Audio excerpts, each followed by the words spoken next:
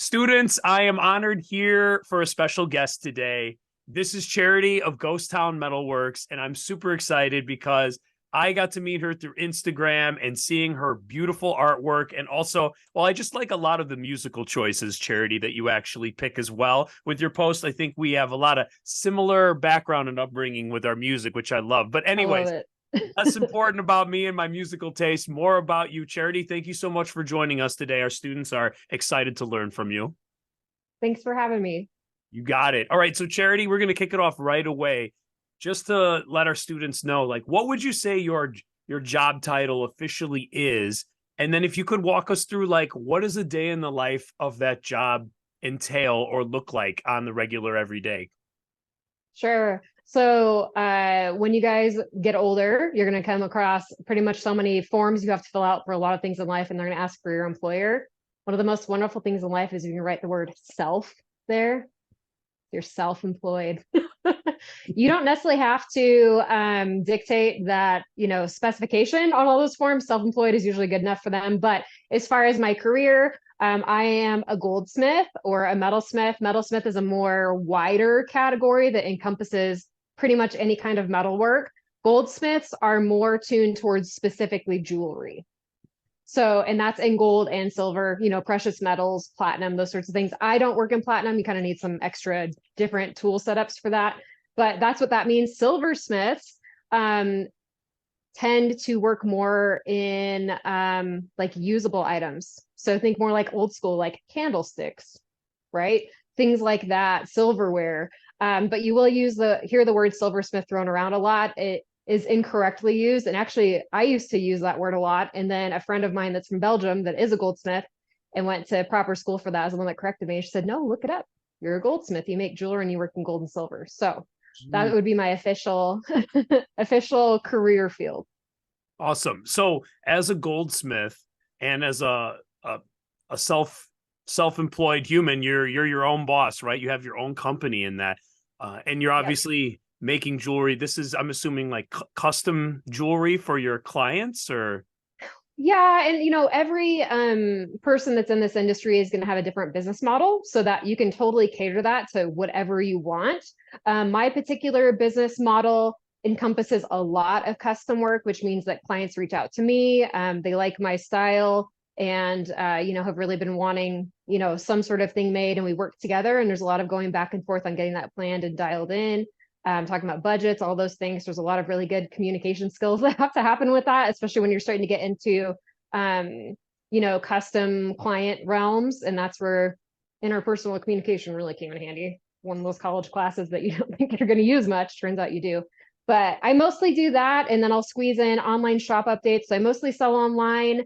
I do have a couple of displays that I keep stocked for either consignment or wholesale. One of those is a pretty rad archery shop in Springfield, Oregon called the Bow Rack. And so I have a physical display there, but I tend to lean towards nonprofits and causes I believe in if I am going to go wholesale. Some artists in my realm do a lot of wholesale, and they actually have huge catalogs, and they just kind of turn themselves into production machines that might make a whole lot of like one particular item. I really specialize in a lot of one of a kind type pieces, and that's just because as an artist, oh, it's so hard to make more than like five of something. mm. So when you mean So, when you mean wholesale, say you design a super cool ring, wholesale would mean like you make 300 of them. Is that what you're saying? What wholesale? well, yeah, wholesale is going to be where you are selling it to someone that they will then you're giving it to them at a discounted price because they're buying in bulk. And it Okay. doesn't necessarily have to be that they're buying like that same thing in bulk. It could be that they're buying a lot of pieces from you. They don't all have to be the same kind of piece, if that makes sense. But you're pretty much giving them like a quantity discount because they're buying so much.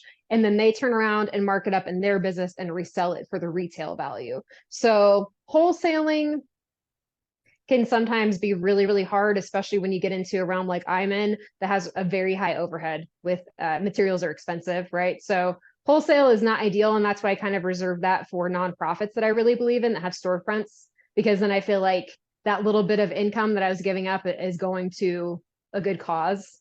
So that's kind of my parameter there.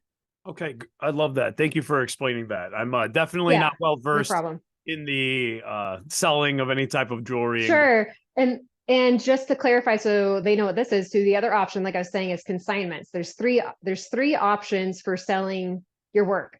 One is like retail, it's direct, like a maker to customer, client, right? There's nobody in between. And then you have wholesale, which means you are selling to a business or another individual that is then doing the marketing, and then they're selling, right? So you're kind of like one degree of separation.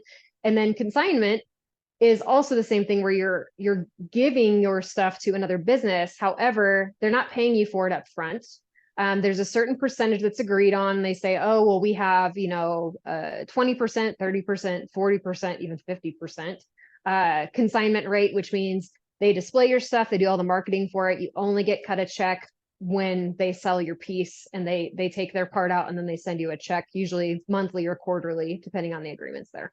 all right, cool. Thank you. That's awesome. I never knew those three options. So that was great to know. Yeah. I'd love to dive in then to your creativity, your business in that. Say I'm a client and I'm assuming like maybe I want to get a piece for my wife and I custom made, maybe some bracelets or that. I would reach out to you and then we would go through the process together of like your style versus what I'm looking for as well. And then eventually Yep. think about how much that would cost and work together and eventually agree on a piece that you would make for me. Is that fair to say kind of how Yep. it works? Yes, and that's where having a website is amazing. Instagram and social media is awesome too, because you pretty much have well, Twitter now you have to pay a monthly thing to be on there, but essentially you have like a free lookbook. People can get on and look at your grid, look at your reels, and see what you do. A website is really nice, especially when you're starting to get into items that cost hundreds and more. To have an official website that has an actual portfolio or a lookbook where they can go through and look at past projects that you've done. And I'm into this. It'll be 7 years here pretty soon. So I've made a lot of projects. And once you have to go through and kind of clear it out, otherwise, I mean, there's like so many pieces. I used to photograph every single piece and put every single piece on my website. It's kind of a lot for people to sort through. Yeah. But yeah, so they would go through and look at past projects I've done. And most of the time, I would say 9 times out of 10 for my custom clients, they saw a piece that I made that inspired them and they wanted something kind of like a spin-off of that. I do have a really interesting rule with my customs. Unless it's something that is like very minimalist and extremely simple, I will not like remake the same exact piece. Sure. Just because it's out of respect to the previous custom client. Because when you're getting something custom made, you're like, I'm the only one that has this, right? But then also as an artist, it's really weird energy when someone else sends you a picture of somebody else's jewelry from another maker that is still making stuff. And they're like, can you make this? And you're like, can you ask them to make it for you if you want that same thing? Just Yeah. because it's like an honor system kind of thing, Right. But I'll say, well, we can do an interpretation of that and like tweak something. But that's the nice thing about working in the regional stones that I do. I just work in the stones that are in the states around me.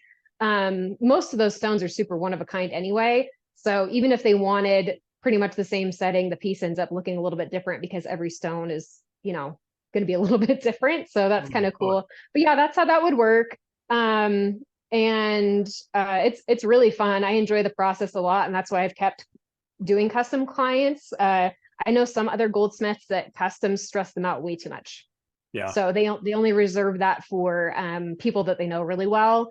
And then the rest of it is they just create pieces and then put them up for sale. Awesome. All right. I love that. Thank you for sharing that.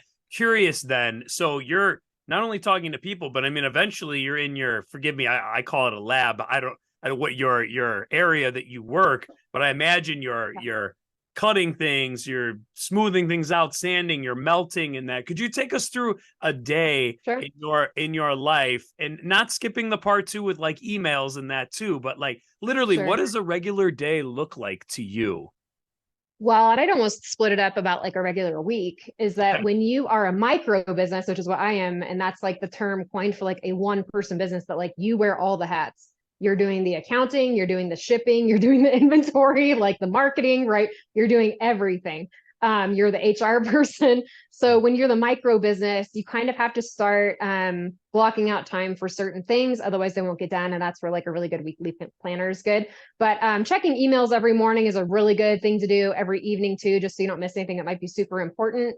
And I usually start off my mornings with checking that, making sure there's no messages in social media. figuring out if I want to do social media posts for the day. And then depending on if I have someone to watch my kiddo, because that's the other thing is that I got a little kid too, right? Then I have a full what I call a bench day, which means I get to be at my jeweler's bench. So my area, I call it either my studio, my workshop, or my jeweler's bench, or I'll just sometimes refer to it as the bench. I have bench time today, which means I have time to actually sit and make. And yeah, but I use all kinds of things, and I actually have a casting setup too, which I won't get into the difference with that. That's a whole other thing, but there are different methods for creating jewelry. And I do have a casting setup that I'm really excited to do. What I've been doing the last 7 years is called fabrication, which means you're starting out with totally basic materials, strips of metal, strips of sheet, wire, and forming those things, cutting them to different lengths, soldering them together, filing them down, sawing them out, those sorts of things to get your desired built 3D effect. That's awesome. I love that. And I imagine the work is not only rewarding because you get to create it, but do you find it challenging as well? Yeah, but it's in a good way. With my personality, I love learning, and if I feel like I have everything figured out, I kind of lose interest. So, art is one of those career fields that you will never stop learning. There's always something new to learn, and I don't limit myself to just one medium either. I like to do all kinds of things. As far as what I sell actively right now, it's just my jewelry, but I love to sketch, and that's the fun thing with making designs is I get to sketch out my designs with my stones and everything first, and I really enjoy that. And they're super simple. I just literally call them doodles because I grab a fine point Sharpie and computer paper, and then that's it.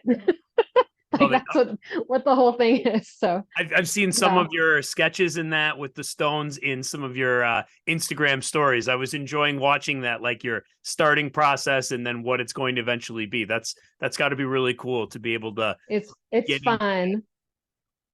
Yes, and one of my favorite parts is at the very end when the piece is complete. I like to lay it next to the sketch just to like see the accuracy of like even though the sketch was very, very simple, to see how it translates. And I think people get a kick out of that too. I love that. Well, to my students interested in your work, I hope they do check you out on Instagram. I'll throw your Instagram feed in the comments too, so that they can see and see the work. But I noticed, I think what really drew me to your work, and then I want to get into, of course, like how you even got into this work. But I really love your turquoise pieces. They're just gorgeous. I told my sister, I'm like, you've got to check her out. You're gonna love her work. But you mentioned though, you typically work with the stones and geology that's in your surrounding areas. You're in the Nevada area. Yep. So is that something that you just came to do, or you always knew like, I want to keep to the area I'm from? I'm just curious about that. Sure. Well, I am a perfect example of like a very split brain person in that I am very art and I'm also very science. So I have not always been a goldsmith. So like I mentioned, I've been doing this for 7 years, right? I was in the veterinary industry for 14 years almost, all through college and then out of college. So I love the sciences. I love being out in nature. All of that really interests me a lot. But geology is fascinating. It's actually not my complete wheelhouse, but I've always been fascinated with rocks since I was little, right? Bringing home pockets full of rocks from walks and things like that. So I was living up in Washington State since that's where I went to college. And that's what spurred the idea is that we were living in Washington. I'm from Nevada, and then my husband has a lot of family in Montana, and we would travel there a lot. So I just decided, why don't I just make that my business model? I'll just set stones from Nevada, Washington, and Montana. And then it kind of snowballed into a really cool thing where once I got going and I had the network connections that I needed, I can pretty much buy either Mine Direct, Miner Direct, or Rockhound Direct for the most part, and have verified sources. So I know that I'm getting what I'm getting, and then I can tell the area it's from.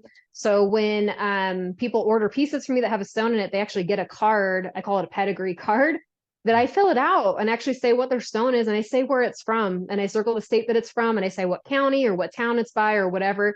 And then I tell people to keep it, because with turquoise and variscite and opals and those sorts of things, if that information is lost, it's really hard to prove later what that exact claim was. And it's very interesting with those claims because some claims are inherently more valuable than other ones because maybe they're really small claims and there wasn't a lot of material. But it's really interesting to learn. And then this year I'll be adding this next calendar year, I'm going to add on Oregon, Utah, and possibly Idaho, and then kind of have a nice chunk of states that I include from, and I enjoy rock hounding myself too.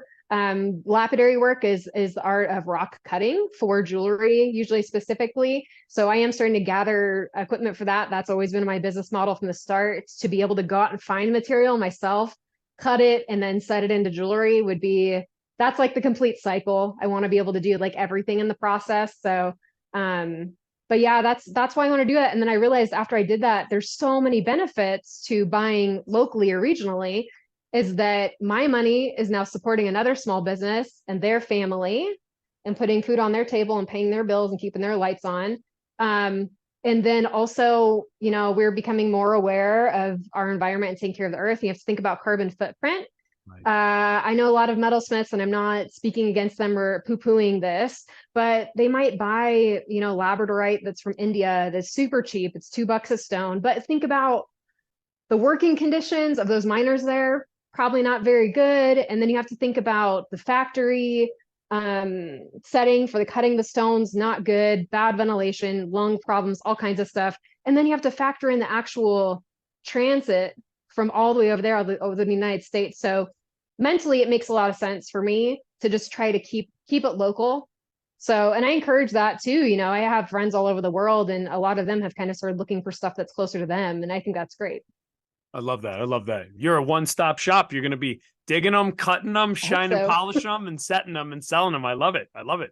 Yeah. And I actually did get to dig a turquoise claim already once. So one of the main kinds of turquoise that I feature is from my hometown area that I grew up in Nevada.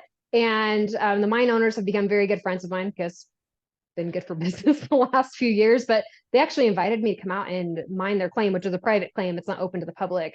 And so I actually got to go out with like a handheld jackhammer and like take chunks of turquoise out. And it was like the most addicting thing ever. Kind of like eating Ben and Jerry's ice cream that's like the chocolate chip cookie dough, and like you keep finding the chunks to dig out. That's what it feels like to go with turquoise. Like you actually can't stop and you're like, oh, it's getting dark. Like probably have to go home. I love that. But it is really addicting. That sounds really cool. I love that too. We've got geology classes in our school. I'm going to share this with our geology classes too. I think. Oh, please do. It's so cool. And surface level collection is really great too. If you're someone that's looking for stuff that's non-invasive and you've got public lands that you can collect rocks off of, go out and see what you can find. There are a lot of really good guides out there. Falcon has a lot of good geology, roadside geology guides even, where you can go look for local rock hounding around where you're at. It's pretty freaking phenomenal. And there's some really cool stuff in the United States. I love that. Thank you for that tip. I will pass that along. I like that. All right. So you are, like you said, I love this. You're a science nerd at heart, like me. I love this. Curious then, you mentioned a little bit about it, but so you're in high school and now you were in the veterinarian world and now you're here. Could you just kind of walk us through the steps? Did you Sure. sounds like you went to college and that? Just curious, was that right away? Later? Just walk us through that. I think being able to walk in someone else's shoes and hearing everyone else's story is really valuable for students. Sure. So I actually wanted to be a veterinarian since I was a little kid.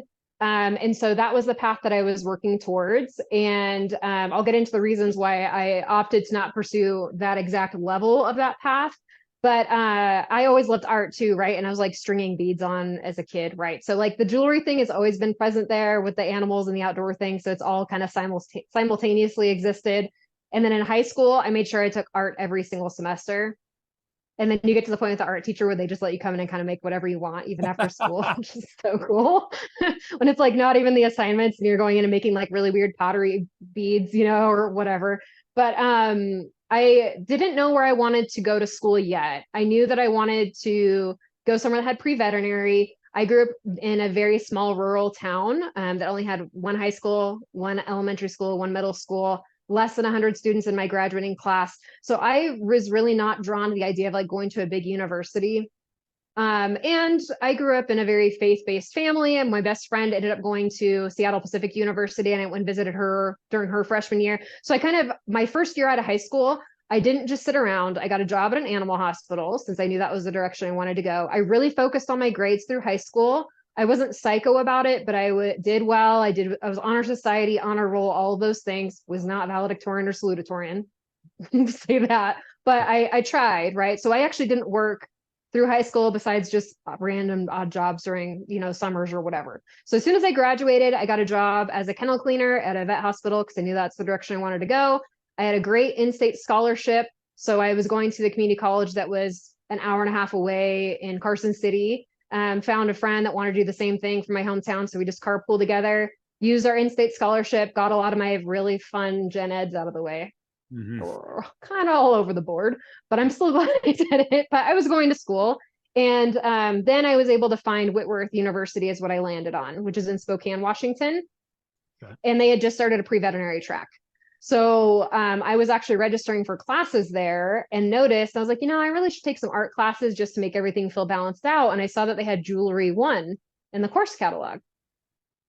I just thought it was going to be like stringing beads. I didn't know anyone that did metalsmithing growing up, and I didn't have that opportunity for someone to mentor me or anything in our hometown.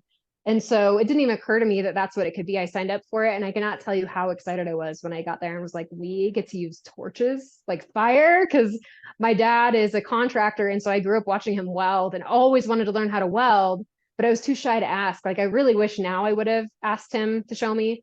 Of course, my dad kind of MacGyver stuff, so maybe it's a good thing he didn't show me how to weld. But I safety third. So I ended up taking my jewelry class, and I freaking loved it. And my instructor was like, "Wow, I really like what you're doing," And they had a second semester, so I took the second semester, and my instructor actually pulled me aside and was like, "I know that you're pre-veterinary, but if you ever change your mind, you have a home in the art industry, I think, if you wanted to pursue this." And this is back in 2004. So this was a long time ago. I went ahead and took more art classes, ended up getting an art minor as I was working on my biology degree. So I got a bachelor's in biology that was pre-veterinary track. So I took a ton of classes with the pre-med kids because there's a lot of overlap there, plus comparative anatomy and a lot of other things that the pre-med kids don't have to take because they only have one species to learn. And just saying.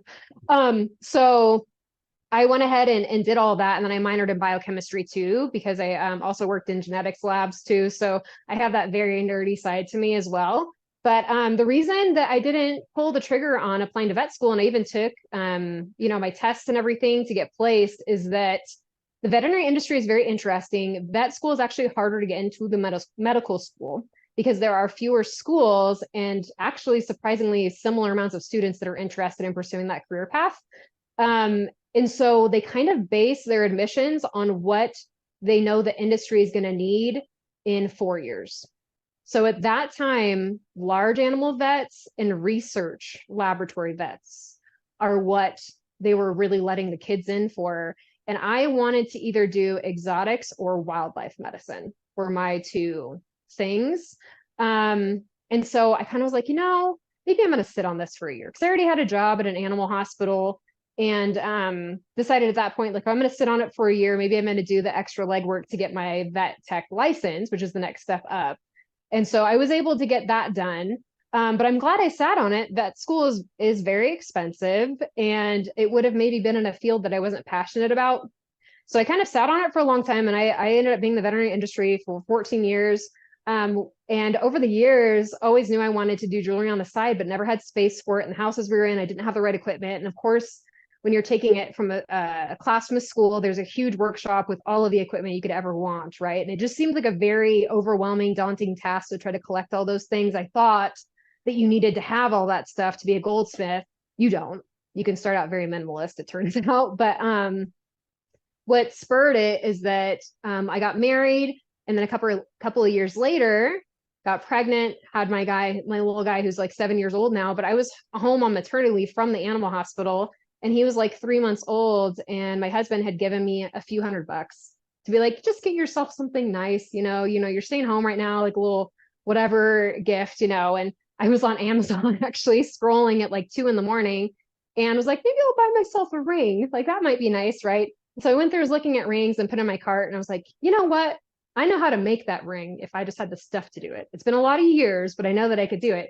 So I took it out and I started poking around. It turns out Amazon was selling sheets of silver, little tiny handheld creme brulee, butane torches, solder. They had some of the stuff that I hadn't bought yet.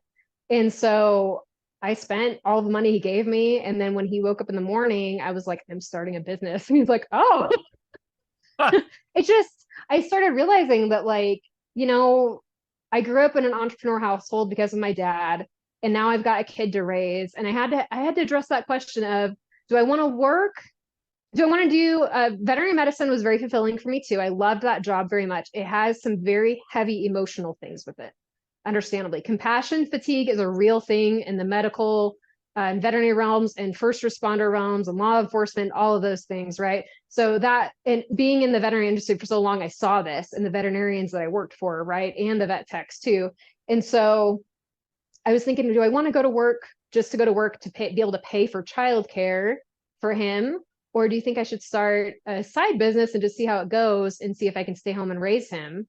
Well, I got like ridiculous, immediate, giant response of support from my family and friends, many that I knew from back home for over the years. And like when I decided I was going to do it, like my sister was like, I just Venmoed you money. I want you to buy a custom metal stamp with a logo to stamp the backside of your jewelry. It's like within a month of me deciding to do that. So it's like my sister stood up right away and is like, yes, like you're going to do this, right? And within like 2 months of starting that, I had a very tiny Etsy shop update with not very well made jewelry because I was kind of reteaching myself. Been a lot of years since I learned and I didn't have all the tools. There's kind of some cobwebs there, right? I mean, they were fine. They're very rustic. I'll just say that. Very rustic jewelry. So I don't know. I just started getting, at first I was like, I'm not doing custom work. I want to be able to make my own whatever. And then a friend of my sister's from high school was like, can you make me a whole set? Like 3 months into this business, she's like, I want like a big statement necklace, a cuff, a ring, earrings. And I'm like, oh, okay. Rena. Thanks, Rena. Like she's the whole reason that I ended up totally changing my mindset. And that's also true too, is that you have to be flexible. Sometimes you have a vision of what you want, but things don't always pan out the way you thought. And now it turns out 7 years later, I mean, I was able to go full time. I left the veterinary industry. I've been able to help support my family, help raise my little guy, call my own schedule. There are definitely trade-offs with being your own boss. Like I mentioned earlier, there's a lot of hats that you have to wear. Like any job, a lot of jobs have busy seasons and slow seasons, depending on the industry you're in. But anything that involves retail oriented anything, Christmas time, like that last quarter of the year is your psycho, like October to December is a lot of work. For quarter one, usually pretty slow, except for maybe a little bit Valentine's Day gifts. And then the summer can be pretty busy. It depends on what you're up to. But quarter four is when you're working long hours, getting orders out and all that. And it's cool. Like you're good with it because you love what you do, right? But there is a lot to balance. But I wouldn't trade it for the world. I so love that I work for myself now and I don't have to put in requests for time off. And we've had a lot of conversations with our boys too. I have an older stepson who's 19. He just graduated this year before. And telling them college isn't for everyone. You don't have to go to college. But what we encourage you to do is consider trade school or consider seeing if you can apprentice for someone to learn a trade and start working for yourself sooner than later if you can. Yeah. Because you end up, there are certain things that you need to go to school for. You should, right? For example, a veterinarian, right? You have to go to school. You can't apprentice your way into that one. But we don't want to put the pressure on our boys of being like, you need to know where you want to go to college and, you have to go to this school and you have to study that. But we want them to have an idea of following their interests and seeing how that passion can turn into a career field for them. And then also to not make them feel like they're pigeonholed into having like, I felt a really weird level of guilt after I graduated from college and decided to not apply to vet school because I'd been speaking that dream since I was a little kid. So I kind of felt like I was letting down people in my family and my friend circle because some of them were actually uncomfortable with it. What do you mean you're not going to go to vet school? Oh my gosh, right? So I kind of had to go through a lot of that to be like, no, I just have a feeling about it. I think you need to wait. And I don't regret going to college. If I didn't go to college, I wouldn't be doing what I'm doing now, right? That minor in art ended up being the career path that I'll probably actually have for the rest of my life. So it is okay to change paths partway through. I'm 38 now, and plenty of people have a career change partway through their life, and it's totally okay. It's also okay to have hobbies that you're super into while you're working a different career, and sometimes those hobbies turn into side hustles, and then sometimes those side hustles get really busy, and then the next thing you know, that side hustle is begging for you to make it a full-time thing, and then you can make those judgment calls when you need to. But everyone thinks that you have to make like one choice and stick to it. Why can't you have all the things? I love it. I love it. Yeah, I agree. I think we do wrong when we say, hey, what do you want to be when you grow up? Instead of saying, like, what things do you want to do when you grow up? Like numerous, Yeah. plural, instead of just one thing. But thank you. You have thrown so many different types of wisdom and suggestions. Thank you. The in the eyes of an entrepreneur and business strategy and also lifelong learning. Thank you for sharing all that. I think you've hit on so many outstanding topics and points, and the flexibility of not just in your job, but also like the things that you do in your life at that time, that all those choices impact what you want to do. So I appreciate you doing that. To wrap things up, I would just be curious, and you've already shared so many, but is there anything you wanted to share to our students now? A lot of these students are between 16 and 18 years old, but any type of life skill, life lesson, I know you've shared a bunch, but anything you wanted to wrap up the interview with, just to give them a little head start or heads up of something you've gathered from your life? Sure. I think paying more attention to what your passions and interests are is super important, not only for career path, but for sanity and happiness. Because when you get too busy with life and you cut those interests out of your life because you don't have time, you'll notice that you're kind of unhappy in a lot of other parts of your life. And there were times when I was in the vet hospital that I wasn't making time for art. And it was really weird because you get invited to, like, as an adult, get invited to like paint and sip classes or whatever, and you're supposed to paint this very specific thing the instructor just gave you, and then you kind of go off the wall and end up painting like this whole, and then everyone in the class is like, oh my gosh, did you paint that? You're like trying to hide it. Just turned out you really needed art therapy, right? You hadn't been making time for it. But it's important to listen to those things, make time for what is important to you, and remember that there are stepping stones in life. It took me a lot of steps between 2004 and 2017 to make that decision to start doing jewelry, right? So patience is really important, but persistence and vision is also really important. And flexibility, there is kind of a balance between persistence and flexibility, because you don't want to be so flexible that you give up on things really easily. And you also don't want to be so persistent that you're so structured and strict that you actually end up missing opportunities because you're in a tunnel and you're not looking for other possibilities that are outside the box that could possibly lead you to an even better situation. So keep your options open, and pay attention to those passions, man, because it might turn out that at some point, maybe that can be a side income for you, or end up turning into a full-time income for you. And you'll just love that job so much, and it'll just fill you up. Even with the crazy hours that I'm working these last couple of weeks, which you've seen because you were looking at, watch my Instagram stories, but I've been doing it. This is, like I said, I'm coming on year 7. I would not have it any other way. It's absolutely amazing. And it's a different level of exhaustion when you put in a lot of work to something that you own, that you call your own. And it's work for me, for my business, for my family. And it's just really, really rewarding. So entrepreneurship is not for everyone. I also had an art gallery I tried starting that was really great, but it was during the pandemic. Things got a little bit wild there. And also started up like a side business for like a clothing company for metalsmiths. I had that kind of going for a little while. So there are people that are like idea people. Write it down. Just because you have that idea doesn't mean you need to jump on it right away. And put it in a notebook. Just have an idea notebook for cool business ideas. And if you can overlap them, it's even better. And not everyone needs to be an entrepreneur. There are lots of great jobs. For example, teachers. We need teachers. You have to go to school to be a teacher. You can't apprentice your way into that one, with the exception of me teaching classes, because I'm kind of sliding under sliding under the wire there. But I do enjoy teaching too. But it's all balance, and just make sure that you guys are making the choices for you and not based on what other people around you in your life think you need to do. Because you're going to get good advice and you're going to get bad advice. So just be okay with possibly making other people mad because you're not doing exactly what they want you to. It's hard with parents, especially if they're ones that are helping pay for school or trade school or helping you out the rent in the meantime or whatever. I mean, there's balance in everything, right? But make sure that you're living your dream for you and you're not living out someone else's dream that they feel like they missed the boat. So now they're projecting that onto you or whatever.